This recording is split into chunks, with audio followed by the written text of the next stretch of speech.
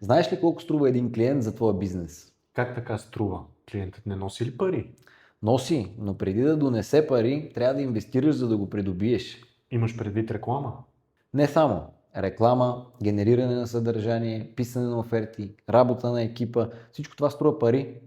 Тоест, ако дам 500 евро и привлека 10 клиенти, това означава ли, че един клиент е 50 евро? Точно така, това е цената за придобиване на клиент. Или реално колко ти струва, за да спечелиш един нов клиент. А как да разбера дали това е добра цена? Сравняваш я с това, което ти носи един клиент. Ако си изхарчил 50 евро, но си спечелил от клиента 300 евро, това е добра инвестиция.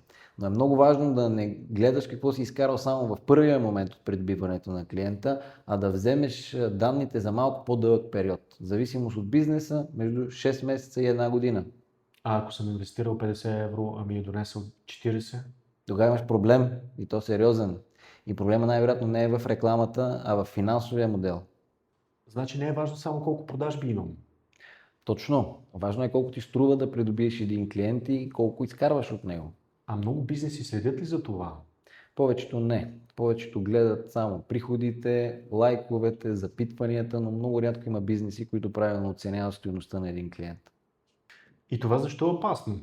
Защото можеш да си мислиш, че растеш, а в същото време да си плащаш, за да работиш с клиенти. Тоест, първо трябва да знам колко ми струва клиента и после колко ми носи.